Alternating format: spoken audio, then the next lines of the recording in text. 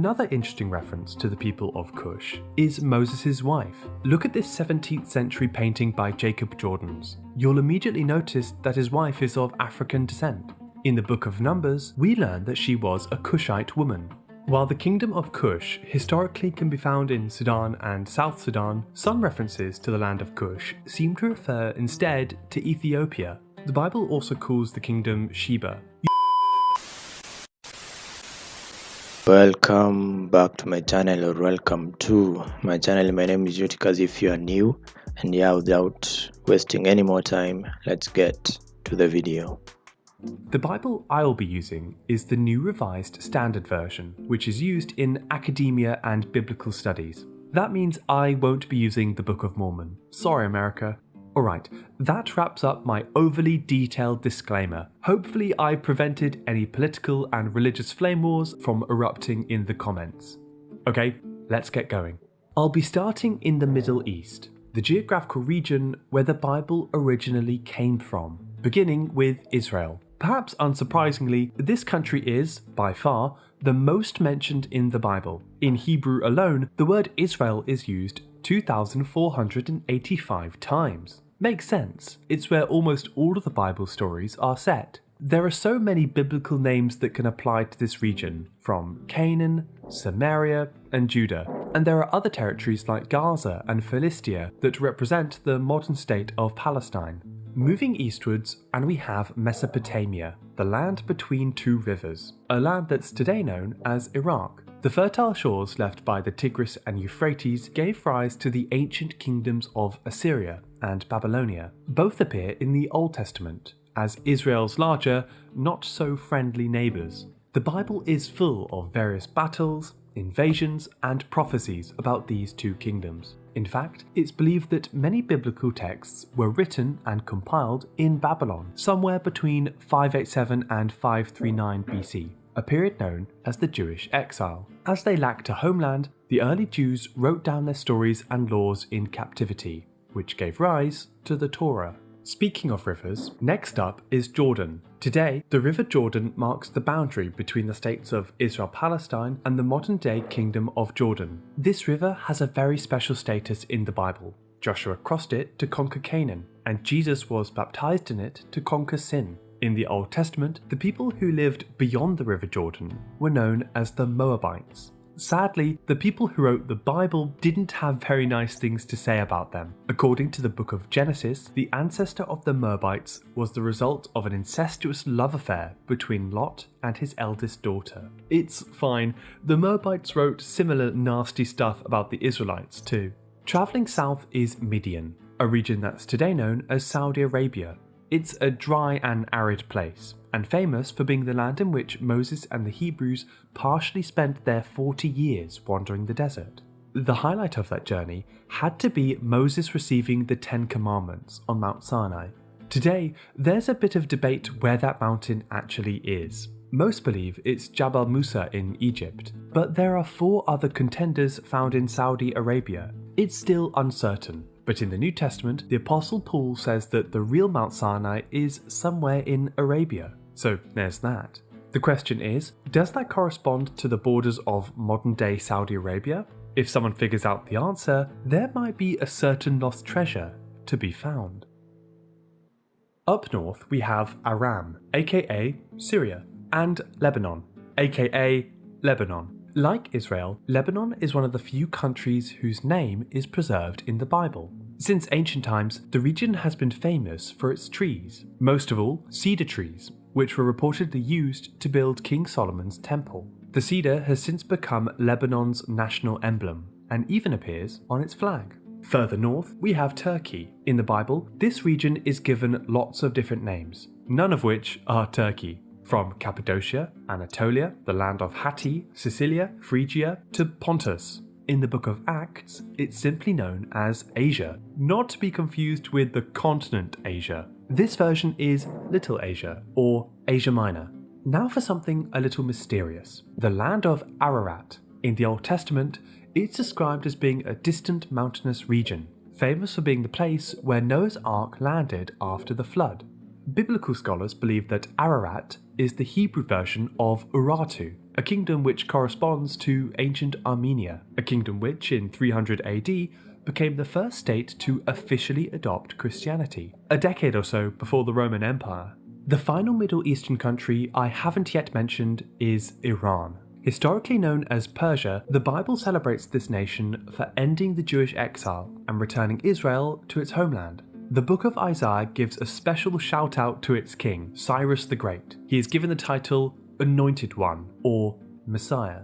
Persia has played a huge role in the history of the region, and at a time was one of the largest empires of its day. In fact, the book of Esther tells us that its borders stretched all the way from Kush, more on that later, to a province called Hodu, which is often translated as India. Hodu likely refers to the Indus, a river that flows through modern-day Pakistan. Despite this, it's where we get the English words like India, Hindu, and that biblical word, Hodu. So, Pakistan and India, congratulations, you've made it into the Bible.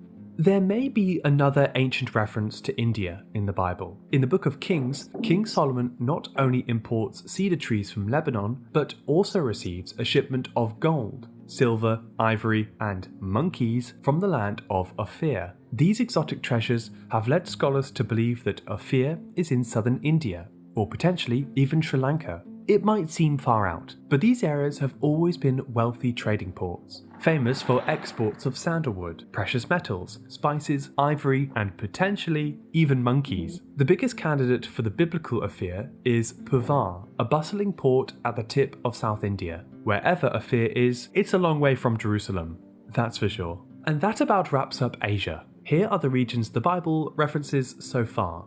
It's already a vast geographical area, from the spice ports of India to the cold mountains of Armenia. But we're only just getting started. 2 more continents to go. Up next, Africa. It might seem hard to think of references to Africa in the Bible, but there are plenty. In fact, it's easy to forget that Israel has a border with an African nation, Egypt. Being one of the great civilizations of the ancient world, Egypt is a big player in the Bible. Unfortunately, however, it mostly gets portrayed as a villain. If you've ever read the book of Exodus or watched The Prince of Egypt, you'll be familiar with the story of how the Hebrews were enslaved by the Egyptians and how God uses 10 persuasive plagues to help unharden Pharaoh's heart. In the rest of the Bible, Egypt takes a bit of a backseat and leaves Israel well alone. They seem to have finally got the memo from Moses. A little language tidbit for you all. Egypt has a lot of names. The biblical word for Egypt is Mitzrayim and is still used today in Semitic languages like Hebrew and Aramaic. The name we use for Egypt is from the Greek Aegyptos, which is the origin of the word gypsy, a derogatory term used against the Romani people of Indian descent. The ancient Egyptians refer to their country as Kemet, meaning black land, a reference to the dark and fertile Nile soil. Travelling up the Nile and we get to the land of Kush, a territory that is now Sudan and South Sudan. Sometimes referred to as Nubia, Kush is a criminally underrated African civilization. They too had pyramids, their own writings, and gave their Egyptian neighbours plenty of grief on the battlefield.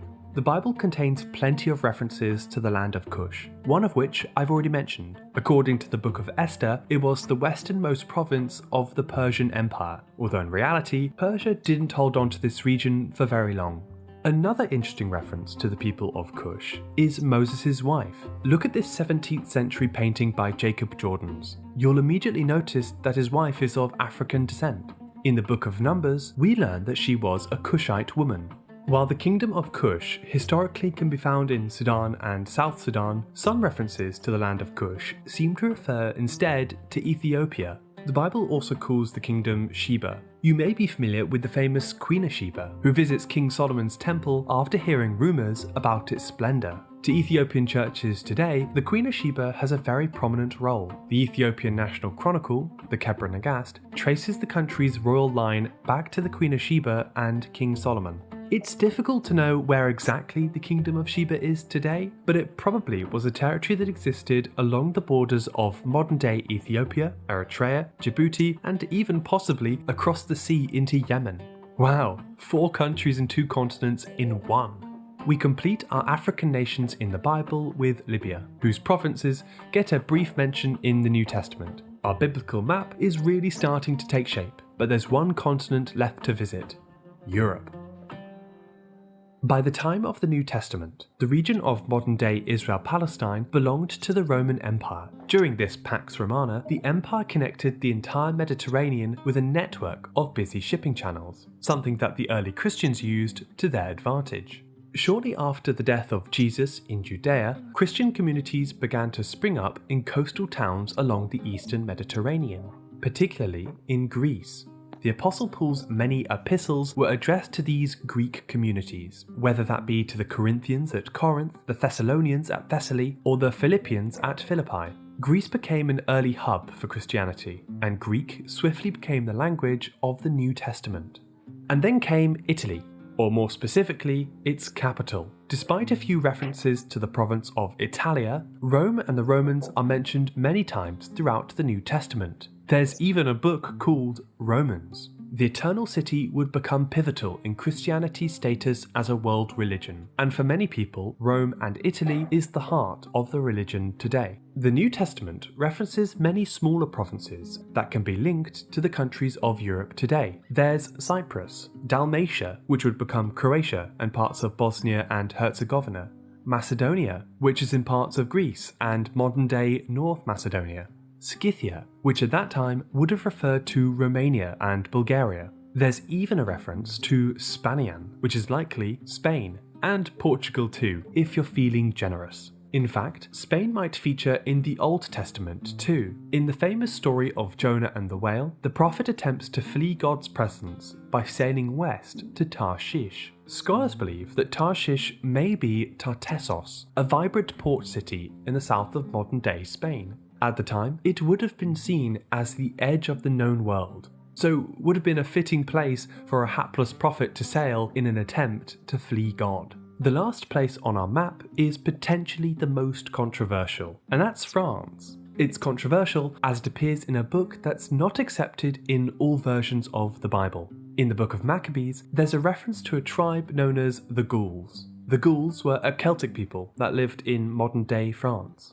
Now, France as a country is a package deal. Because of its unique political structure, all of France's current overseas territories are also technically part of France. Places like French Guiana in South America and French Polynesia in the Pacific are as much as France as European France. This means that, by a sheer constitutional technicality, the Bible can conceivably refer to Antarctica, as France has claimed to territory there. If we are to dubiously include France, our map goes truly international. But because France's inclusion is from a partially recognised biblical text, I'm going to partially recognise France on my map. Just like how France's claim in Antarctica is also partially recognised. Sorry France, nothing personal.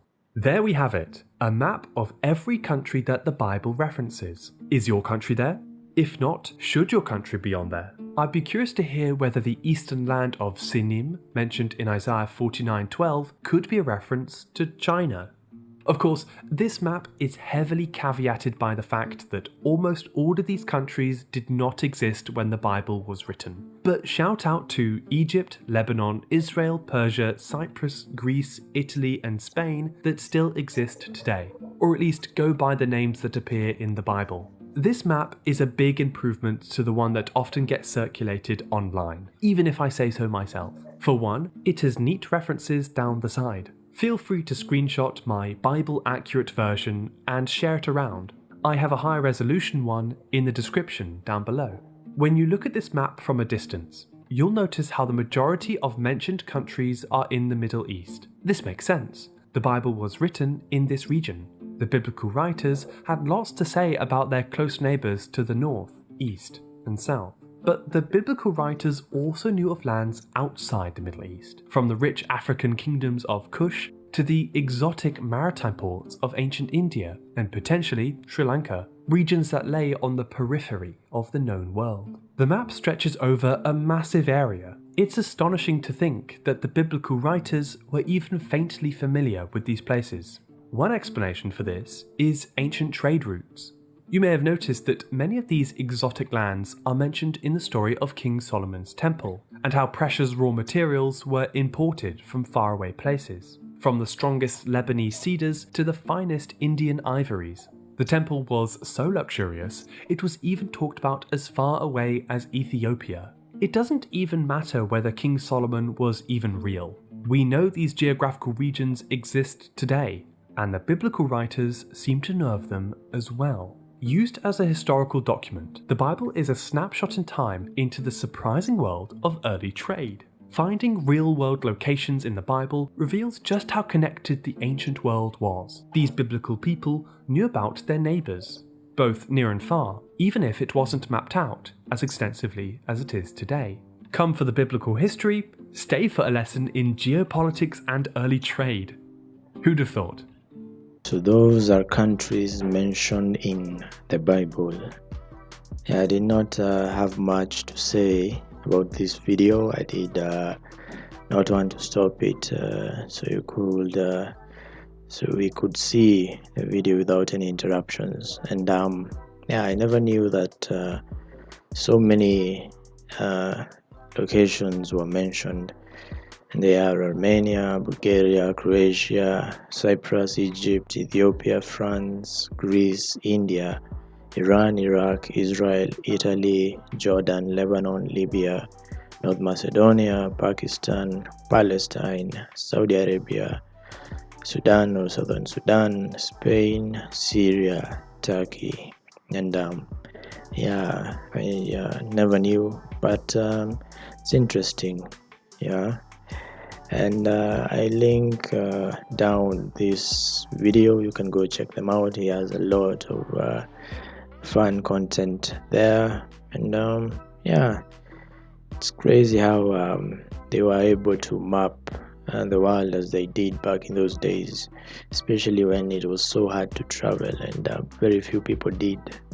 Most people were born in the same village, lived there, and died in the villages they were born in. So it's very impressive. Not like today, we have satellites and a lot of ways of traveling the world. So it's very impressive. Anyway, thank you for watching, and yeah, go to their channel. It's they have a lot of good stuff there, and see you amazing people in the next video.